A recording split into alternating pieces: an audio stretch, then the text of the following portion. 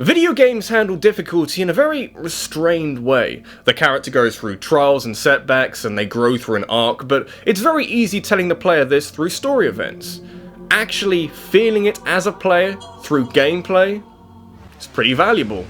You know what I hate? Oh, many things. We'd be here for a while if that was the topic of discussion. But specifically, watching a cutscene where the character you were controlling gets the shit kicked out of them and you have to pick up the pieces afterwards. Having the abilities of your character taken out of your hands only for you to be told that you wouldn't have stood a chance is honestly a bit depressing. Let me have a go, I bet I can take them. There's a lot of circumstances where a hopeless boss fight can be a bad thing. Any game where you've got healing items that you end up wasting in a fruitless attempt to keep yourself alive tend to handle this trope poorly, but done correctly, it can be a real wake-up to find a challenge that you're not allowed to overcome at this time. Boss fights are there to be beaten, and when you can't, everything you took as fact is a lie. It's enough to traumatize a man.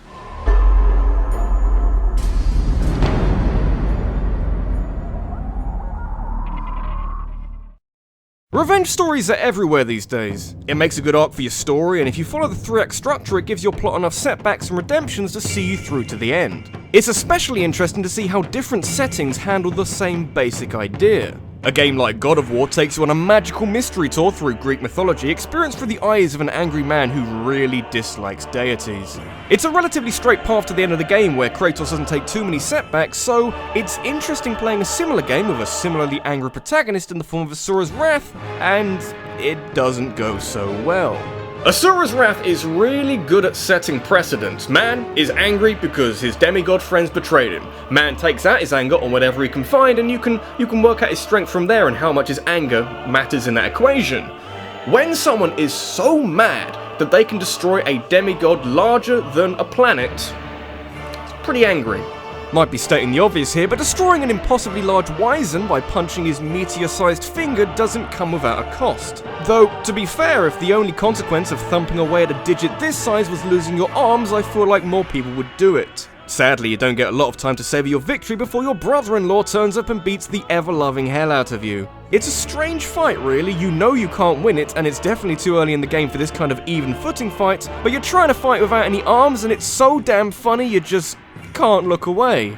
You get a fun few minutes of flopping around the arena like a fish before Yasha slices you in half, but I'd say it was all worth it. Honestly, I'm not sure what Hanzo here was worried about. It's pretty obvious that in this state, Asura is completely armless. Maybe if he wasn't so headstrong, they could have talked it out. Alright, one more. All this talk and Asura couldn't lay a finger on Yasha. Really, who needs arms with legs like these? Yeah, okay, I'm gone.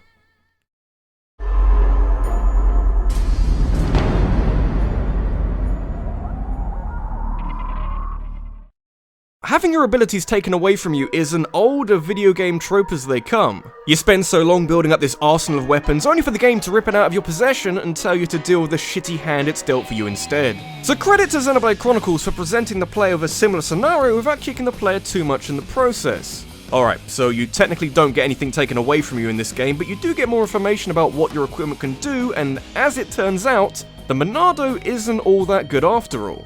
Well, it's pretty good. At the start of Xenoblade Chronicles, there isn't another weapon that can damage the Mechon, who are machines and evil, and the kind of invasive force that a hero of some sort must dispose of. So Shulk takes the Monado and tears up some Mechon with it, but struggles to repeat the feat when faced with one that has a face. You can see the problem, but the game still wants you to give it a go. Of course you don't stand a chance, but it just makes it feel even more personal when your love interest dies trying to do what you couldn't. By making the Monado ineffective against Metalface, it means that the game doesn't lean too heavily on the Monado being this all-powerful weapon of mass destruction. It gets there eventually, but not after going through the massive quest which comes about from this boss fight. The next time you find him, Metalface talks, and it's got a really grating voice. Like a hot knife through butter! Now he has to die. The fight with Metalface in Colony 9 is a really effective way of giving Xenoblade Chronicles some perspective.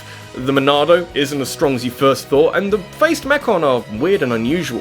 What you do for the first half of the game is trying to find out how this all fits together. And it's really memorable because you saw the results firsthand, as a gameplay thing. You don't have to do everything with cutscenes.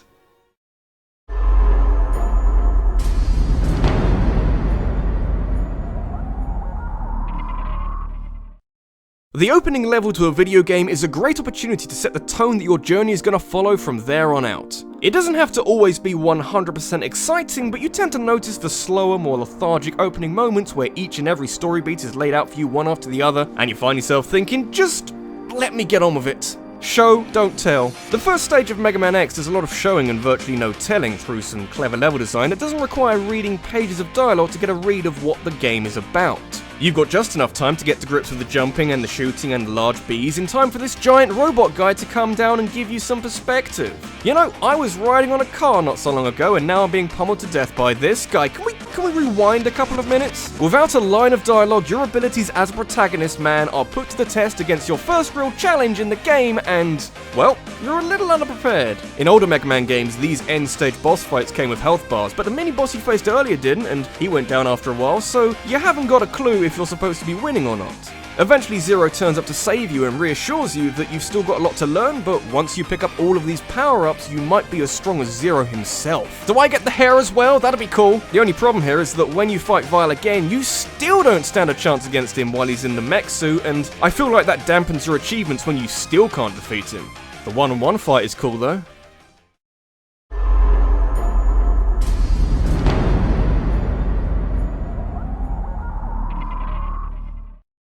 Paper Mario games are basically anti-Mario games. There's loads more humor, you can defeat enemies in a wide variety of ways, and every other character in these games has an interesting backstory or personality that you can buy into. It completely changes what you might assume from a Mario game, and this shit gets crazy when we get to villains. I think the bad guys in these games thrive so much because they've been written with the long term in mind. It's amazing to say, but the villains in these Mario games have overarching stories that simmer over time to develop their personalities and character tropes. Well, except maybe the 1000-Year Door where the proper bad guy turns up at the very end. But the first game knew what it was doing. The opening moments see Bowser kidnap Peach by lifting her castle out of the ground, which is effectively par for the course at this stage. What you might not be expecting is a one-on-one confrontation with Bowser within minutes of starting the game. All we need now is a bridge and an axe, and oh, they're not here. It would have been interesting to see what kind of game Paper Mario would have been if you could defeat Bowser here, but I'm pleased with the one we got instead. An adventure that starts with Mario losing to Bowser for the first time in canonical Mario history. That is amazingly jarring. Every other scenario, Mario's had the upper hand, but you restrict the player to turn-based combat with not a lot of options, and they don't stand a chance. If in the year 2000 you booted up the first Paper Mario game and weren't sure what angle Nintendo were approaching the spin-off from, a loss to Bowser inside 10 minutes tells you all you could ever want to know.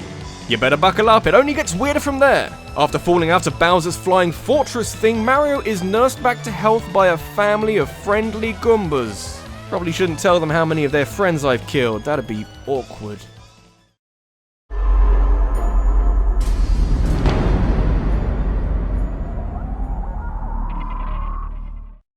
You may have noticed that a lot of the scenarios where you're up against a boss fight you can't win come at the very beginning of the game. It helps set up some conflict within the story while also making sure that the player doesn't get too overconfident about their abilities. It does make it a bit frustrating though when you replay a game or if you're speedrunning and the game finds a challenge that you apparently can't overcome. It's a niche complaint, but one that Super Metroid avoids pretty nicely by sticking the impossible boss fight at the end of the game. Theoretically speaking, is that better or worse? I guess having your process halted at any stage is a bit of a problem, but making it happen during the final boss is a chance for an instant solution because the game has to end at some stage. The ending of Super Metroid is really smart. Having tripped over Ridley at the start of the game, you get the chance to finish him off for good. At least until he shows up in Other M for no reason. And then it's a straight line to Mother Brain, who bizarrely seems identical to how she was in the first Metroid game. Not that it matters too much, if anything, it's a lot easier because you've got loads more weapons this time and Mother Brain is still a brain in a jar, so obviously she goes down as easily as a warm mug of cocoa.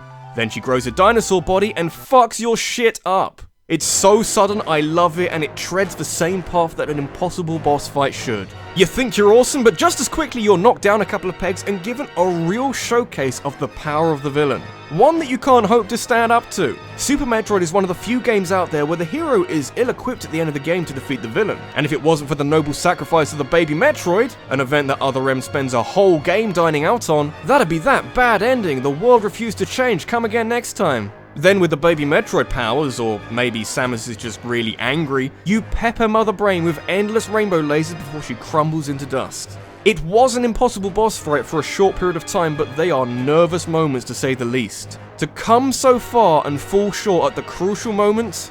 What if I wasn't supposed to die?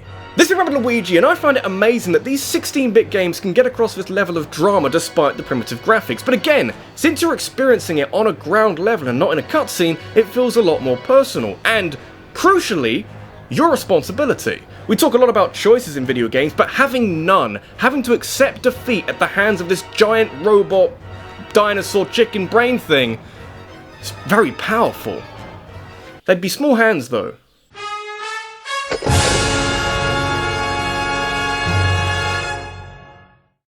Have you got an idea that you'd like me to turn to a countdown? Let me know in a comment down below, and make sure you check out my Twitter, where I'll be turning the best submissions into a poll where you can then decide the best topic. Thanks for watching, and I'll see you in the next one.